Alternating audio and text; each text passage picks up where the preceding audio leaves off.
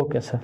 Sir, ಇನ್ನು ಮುಖ್ಯಮಂತ್ರಿ ಸಿದ್ದರಾಮಯ್ಯ ಪ್ರಾಮಾಣಿಕರಾಗಿದ್ದರೆ ತನಿಖೆ ಎದುರಿಸಲಿ ಅಂತ ಸಾಹಿತಿ ಎಸ್.ಎಲ್. ಭೈರಪ್ಪ ಹೇಳಿದ್ದಾರೆ ಸರ್, ಏನು ಮೂಢ ಹಗರಣಕ್ಕೆ ಸಂಬಂಧಪಟ್ಟ ಹಾಗೆ. ಆದ್ರೆ ಎಸ್.ಎಲ್. ಭೈರಪ್ಪ ವಿರುದ್ಧವೂ ಕೂಡ ಅನೇಕರು ಇವತ್ತು ಹೇಳಿಕೆಯನ್ನ ನೀಡ್ತಾ ಇದ್ದಾರೆ. ಸಾಹಿತಿಯಾಗಿ ಈ ರೀತಿ ನೀವ್ಯಾಕೆ ಅದ್ರ ಒಳಗಡೆ ಬಂದ್ರಿ, ನೀವ್ಯಾಕೆ, ಕೆಲವೊಬ್ರು ಅನ್ನೋ ಮಾತೇನಂದ್ರೆ ಅವ್ರ ಏಜೆಂಟ್ ಆಗಿ ನೀವ್ಯಾಕೆ ಕೆಲಸ ಮಾಡ್ತೀರಿ ಅನ್ನೋ ಒಂದು ಆರೋಪಗಳು ಎಸ್.ಎಲ್. ಭೈರಪ್ಪ ವಿರುದ್ಧ ಕೇಳಿ ಬರ್ತಾ ಇದೆ ಸರ್.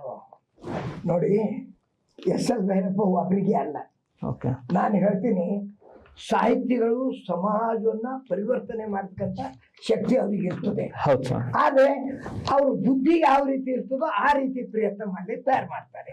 ಅದೇ ರೀತಿ ಸಾಹಿತ್ಯ ಬರೀತಾರೆ.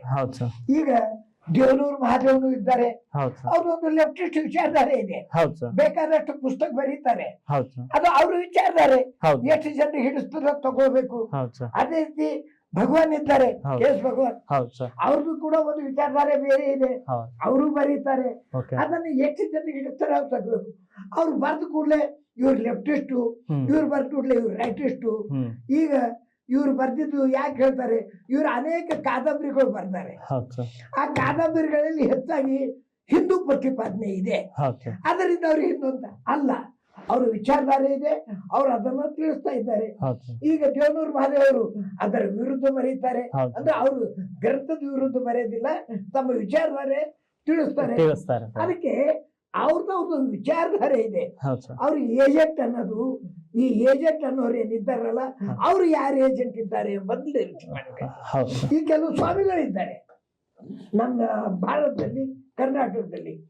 ಕೆಲವರು ಕಾಂಗ್ರೆಸ್ ಪರ ಹೇಳ್ತಾರೆ, ಕಾಂಗ್ರೆಸ್ ಅವರಿಗೆ ಆಶೀರ್ವಾದ ಕೊಡ್ತಾರೆ, ಕೆಲವರು ಬಿಜೆಪಿ ಕೊಡ್ತಾರೆ, ಇನ್ನು ಕೆಲ ಜೆಡಿಎಸ್ ಕೊಡೋರು ಇದ್ದಾರೆ ಸರ್, ಜೆಡಿಎಸ್ ದವರಿಗೆ ಆಶೀರ್ವಾದ ಇದ್ದಾರೆ. ಆದ್ರೆ ಈ ಸ್ವಾಮಿಗಳು ಧರ್ಮ ಪ್ರಚಾರ ಮಾಡಬೇಕು ಅಂತ ಹೇಳ್ತಾರೆ. ಧರ್ಮ ಅಂದ್ರೆ ಯಾವ್ದು ಸತ್ತಿದೆ ಅದು ಪ್ರತಿಪಾದನೆ ಮಾಡ್ಬೇಕು. ರಾಜಕಾರಣದಲ್ಲಿ ತಪ್ಪು ಮಾಡಿದ್ರು ಹೇಳಿಕ್ ಅವ್ರಿಗೆ ಅಧಿಕಾರ ಇದೆ, ಅದ್ರಲ್ಲಿ ಬರಬಾರ್ದು ಅಂತಲ್ಲ. ಯಾಕಂದ್ರೆ ತಪ್ಪಿದ್ದಲ್ಲಿ ತಿದ್ದದೆ ಈ ಸ್ವಾಮಿಗಳದು, ಸಾಹಿತಿಗಳದು, ಪತ್ರಿಕೆಗಳು. ನೀವು ಬರೇ ಸಾಹಿತಿಗಳಿಗೆ ಯಾಕೆ, ನಮ್ಮಲ್ಲಿ ಇರ್ತಕ್ಕಂಥ ಪತ್ರಿಕೆಗಳು ತಾವು ಸರಿಯಾಗಿ ಅವಲೋಕನೆ ಮಾಡಿದ್ರೆ, ಕೆಲವರು ಕಾಂಗ್ರೆಸ್ ಕಡೆ ಅಲ್ಲಿರೋರು ಇದ್ದಾರೆ, ಕೆಲವರು ಬಿಜೆಪಿ ಕಡೆ ಇದ್ದಾರೆ, ಕೆಲವರು ಜೆಡಿಎಸ್ ಕಡೆ ಇದ್ದಾರೆ. ಆದ್ರೆ ಅದು ಯಾಕಿದ್ದಾರೆ, ಆ ಪತ್ರಿಕೆ ನಡೆಸತಕ್ಕಂಥ ಮಾಲಕ್ ಯಾವ ಪಕ್ಷಕ್ಕೂ ಹೆಲ್ಪ್ ಮಾಡ್ಬೇಕಂತಾನು ಮಾಡ್ತಾರೆ. ಪಾಪ ಪತ್ರಿಕೆಯಲ್ಲಿ ಕೆಲಸ ಮಾಡೋರು ತಮ್ಮ ನೌಕರಿಗಾಗಿ ಮಾಡ್ತಾರೆ. ಅದಕ್ಕೆ ಅವ್ರ ಮೇಲೆ ನೀನು ಈ ಕಡೆ ಇದ್ದೀನಿ, ಬಿಜೆಪಿ ಇದ್ದೀನಿ, ಕಾಂಗ್ರೆಸ್ ಇದ್ದೀನಿ ಅನ್ನೋದು ಮುಹೂರ್ತನ ಇದೇನ್ ಸಂಸ್ಥೆ ನಡೆಸ್ತಾ ಇದ್ದಾರೆ. ಅವರನ್ನ ಕಂಟ್ರೋಲ್ ಮಾಡ್ತಕ್ಕಂಥ ಶಕ್ತಿ ಸಮಾಜದಲ್ಲಿದೆ. ಸಮಾಜ ಜಾಗೃತ ಆಗಿ ಈ ರೀತಿ ಒಂದು ಪಕ್ಷಕ್ಕೆ, ಒಂದು ಜಾತಿಗೆ ವಾಲಿ ನಡೀತಕ್ಕಂಥ ಜನ ಇದ್ರಂದ್ರೆ ಜನರು ಹೇಳ್ಬೇಕು, ಜಾಗೃತರಾಗ್ರಿ, ನಿಮ್ ಚಾನಲ್ ನಾವು ಕೀಲಿ ಹಾಕಿ ಬಂದ್ ಮಾಡ್ತೀವಿ, ನಿಮ್ ಪತ್ರಿಕೆ ರದ್ದಿ ಅಂತೂ ನಾವು ಉಪಯೋಗ ಮಾಡೋದಿಲ್ಲ.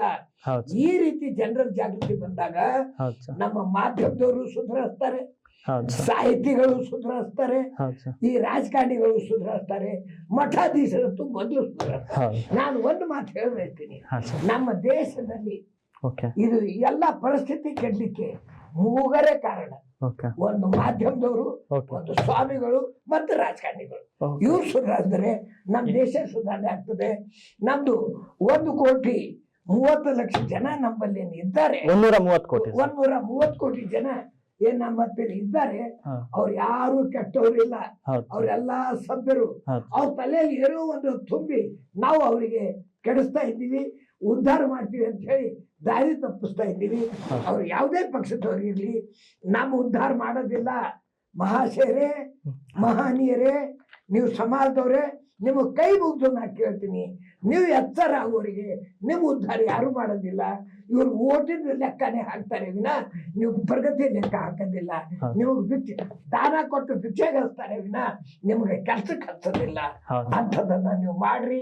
ಮಹಾಜನತೆ ಅದು ಮಾಡಿದ್ರೆ ರಾಜಕಾರಣಿಗಳು ಹೋಗ್ತಾರೆ, ಸ್ವಾಮಿಗಳು ಹೋಗ್ತಾರೆ, ನಮ್ದು ಮಾಧ್ಯಮದವರು ಹಾದಿ ಮೇಲೆ ಬರ್ತಾರೆ. ಅಂತ ಕಾರ್ಯ ಮಾಡಬೇಕು.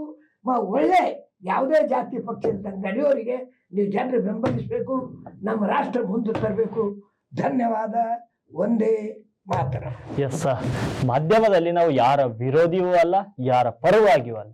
ಸುದ್ದಿಯ ರೀತಿಯಲ್ಲಿ ಬಿತ್ತರಿಸುವ ನಿಟ್ಟಿನಲ್ಲಿ ನಿಮ್ಮ ಉತ್ತರ ಕರ್ನಾಟಕ ನ್ಯೂಸ್ ನಿರಂತರವಾಗಿ ಪ್ರಯತ್ನ ಮಾಡ್ತಾ ಇದೆ.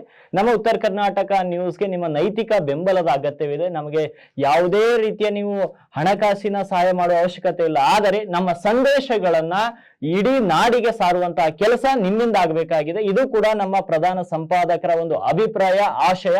ಹಾಗಾಗಿ ನಾವು ಕೊಡುವಂತಹ ಸುದ್ದಿಗಳನ್ನ ನಿಮ್ಮವರ ಜೊತೆ ಕೂಡ ಹಂಚಿಕೊಳ್ಳಿ. ನಾವು ತಪ್ಪು ಮಾಡಿದ್ರು ಕೂಡ ನಮ್ಮನ್ನ ಶಿಕ್ಷಿಸಿ ಅಂತ ಖುದ್ದಾಗಿ ನಮ್ಮ ಸಂಸ್ಥೆ ಮೂಲಕವೇ ನಾವು ನಿಮಗೆ ಹೇಳ್ತಾ ಇದ್ದೀವಿ. ಅಂದ್ರೆ ನಾವು ತಪ್ಪು ಮಾಡುವಂತಹ ಮಾತೇ ಇಲ್ಲ. ನಿಮ್ಮ ಪರವಾಗಿ, ನಿಮ್ಮವರ ಪರವಾಗಿ, ಸಮಾಜದ ಪರವಾಗಿ ನಾವು ಸದಾ ಧ್ವನಿ ಎತ್ತುತ್ತೇವೆ ಅಂತ ಮತ್ತೊಮ್ಮೆ ಹೇಳ್ತಾ ಇವತ್ತಿಗೆ ಇಲ್ಲಿನ ಪ್ರೈಮ್ ಟೈಮ್ ಅನ್ನ ಮೊಟಕುಗೊಳಿಸ್ತಾ ಇದ್ದೀನಿ. ಮತ್ತೆ ನಾಳೆಯ ಪ್ರೈಮ್ ಟೈಮ್ ನಲ್ಲಿ ನಿಮಗೆ ಭೇಟಿಯಾಗುವ ಪ್ರಯತ್ನವನ್ನ ಮಾಡ್ತೇನೆ. ನಮಸ್ತೆ.